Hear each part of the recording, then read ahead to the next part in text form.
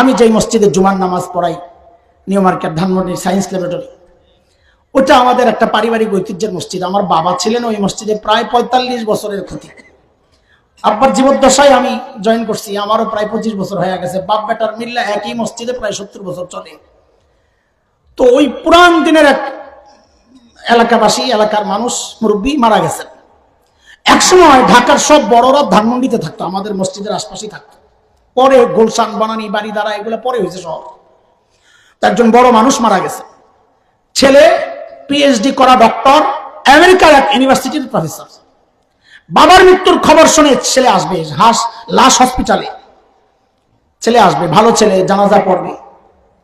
তো এলাকার মুরব্বীরা আমাকে বললেন, বাবা, এই ভদ্রলোকের সাথে তোমার বাবার একটা ভালো সম্পর্ক ছিল, জানাজা তুমি পড়াইলে পারিবারিক ভাবে তারা একটু তৃপ্তি পাবে। তা আমি তো শুধু জুমার নামাজ পড়াইতে যাই মসজিদে, এমনি অন্য সময় যাওয়া হয় না। বললাম ঠিক আছে, নামাজ আমি পড়াবো, যেহেতু এই ভদ্রলোকে আমারও খুব আদর করতেন। ওই ছেলে আসার পর হসপিটালের আনুষ্ঠানিকতা সেরে লাশ যখন আনা হয়েছে জানাজার জন্য, জানাজায় দাঁড়াবো, এর মধ্যে ওই ছেলে ডক্টর বাচ্চাদের মতো হাউমাউ করে কান্না শুরু করছে। আমি তো অবাক হয়ে তাকায় আছি, কারণ আমার অতীতের অভিজ্ঞতা হচ্ছে এই লেভেলের মানুষের চোখের পানি কম। যারা দূরে দূরে ছিল, অনেক লেখাপড়া করছে, চুলে দিতে স্টেডিয়াম হয়ে গেছে, দুই পাশে এরকম চুল থাকে, মাঝখানে খালি আমি স্টেডিয়াম হয়ে গেছে। এই টাইপের মানুষের চোখের পানি কম। কেন কম সেই বিষয়ে আর ঢুকতেছি না, সময় লাগবে। তো যেহেতু আমাদের শৈশব কৈশোর একসাথে কাটছে, সান্ত্বনা দেওয়ার জন্য কাছে টানলাম, ভাই ধৈর্য ধরে, বাবা চলে গেছেন, আমার তো বাবাও নাই, মাও নাই, একদিন আপনিও চলে যাবেন, আমিও থাকবো না, সবর করেন, ধৈর্য ধরেন। ভদ্রলোক আমাকে আরো অবাক করে জবাব দিলেন কি জানেন, ভাই বাবা মারা গেছেন, আমি তো সেই জন্য কান্না করছি না। কিসের জন্য কান্না করতেছে? তো ভদ্রলোক বলে, আমি আমার বাবার লাশের সাথে কিছু কথা বলতেছি, বাবা তো জবাব দিচ্ছেন না। কি কথা বলছেন? বলে, বাবাকে জিজ্ঞেস করছি, বাবা আমাকে সর্বোচ্চ শিক্ষায় শিক্ষিত করার জন্য তুমি তোমার জীবন যৌবন শেষ করেছ, তুমি তোমার আনন্দ সুখকে উৎসর্গ কোরবানি করেছ, হয়তো তুমি সফল হয়েছ, আমাকে সর্বোচ্চ শিক্ষায় তুমি শিক্ষিত করেছ, কিন্তু বাবা এখন তুমি আমাকে জবাব দাও, বাবা এত কিছু পড়াইলা, এখন তোমার জানাজা পড়বো, বাবা জানাজায় কি পড়বো এইটা কেন শিখাইলাম, আমার এখন জবাব দাও। গর্ব করেন না? ছেলে ডাক্তার গর্ব করে, ছেলে ইঞ্জিনিয়ার গর্ব করে, আরে আপনার তো আফসোস করার কথা, আহারে করলাম কি? গর্ব তো করবে ওই বাবা, গর্ব তো করবে ওই মা যাদের ছেলে মেয়ে বাবা মার জানাজা পড়ানোর যোগ্যতা রাখে। গর্ব তো করবে হাফেজের বাবা, গর্ব তো করবে আলেমের বাবা, যে বাবা মায়ের সন্তান বাবা মায়ের জানাজা পড়ানোর যোগ্যতা রাখে না। আর যাই হোক, ওই বাবা মার গর্ব করা সাজে না, তাদের তো আফসোস করার কথা, আহারে করলাম কি? আফসোস তো দুনিয়ায় করেন গোপনে, আমাদেরকে বলেন না, মাঝে মাঝে তাবিজ দিতে আসেন, কিন্তু একদিন প্রকাশ্যই করতে হবে, সেটা হচ্ছে হাসরের মাঠ। যেই সন্তানের ক্যারিয়ার করে নিজের জীবনের ক্যারিয়ার শেষ করেছেন, ওই সন্তান ঠিকই আল্লাহর আদালতে আপনার আখিরাতের ক্যারিয়ারটা বরবাদ করে দেবে। সূরা আহজাবে আসছে, শেষ দিকে দেখেন, সন্তান আল্লাহর আদালতে দাঁড়ায়া নালিশ করবে, নোটিশ দিবে, মোকদ্দমা দায়ের করবে, কি বইলা?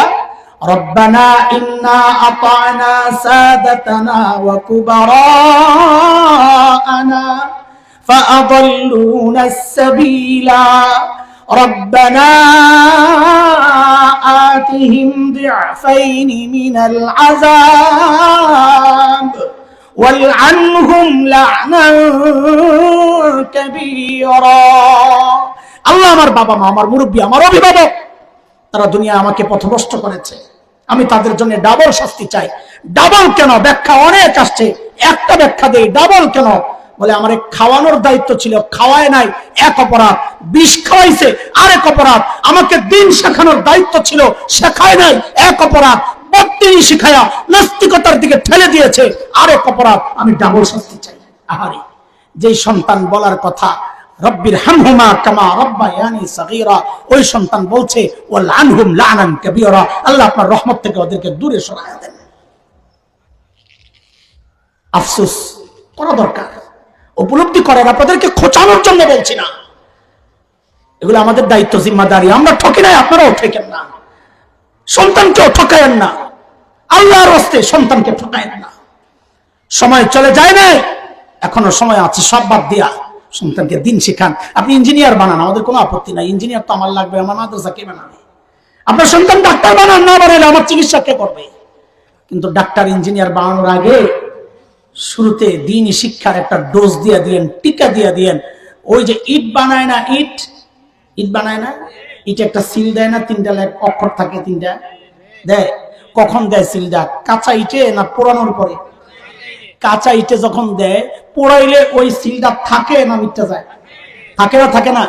সন্তান দিল যখন কাঁচা থাকে, বয়স যখন কাঁচা থাকে, ইমানের সিলটা লাগায়া দেন। দুনিয়ার নানান আগুনে সে জ্বলতে পারে, নানান ফিতনায় পড়তে পারে, কিন্তু ইমানের সিল যেহেতু লেগে গেছে, ও ইমান ছাড়তে পারে না। আল্লাহ তাআলা আমাদের জন্য আফসোস করতে না হয়, আল্লাহ এমন জীবন গড়ার তৌফিক দেন। দোস্ত, সমাজের শান্তির জন্য, পারিবারিক শান্তির জন্য যত চেষ্টাই আপনি করেন, আসবে না ভিন্ন কোন রাস্তায় শান্তি।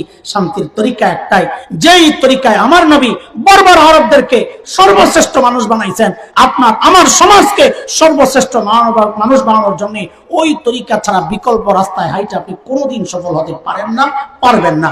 আল্লাহ তাআলা সে বুঝ আমাদেরকে দান করে। আমাদের গোল্লায় আল ইখলাস যে সংস্থা, ওদের যুবকদের, প্রবাসীদের একটা লিস্ট দেখছি, আইসা পয়সা অনেক খেদমত তারা করেছেন। আল্লাহ তাআলা তাদের খেদমতকে কবুল করেন, আপনাদেরকেও কবুল করেন। ঈদের মধ্যে ভাঙ্গা বাজার যুবকরা বসছে, মুরব্বীরা বসছেন, মাশাআল্লাহ। আল্লাহ তাআলা এই মজলিসকে কবুল করেন, মাহফিলকে কবুল করেন, ভবিষ্যতে আরো সুন্দরভাবে করার তৌফিক আল্লাহ দান করেন। আমিন। ওয়া আখিরু দাওয়ানা আলহামদুলিল্লাহি রাব্বিল আলামিন।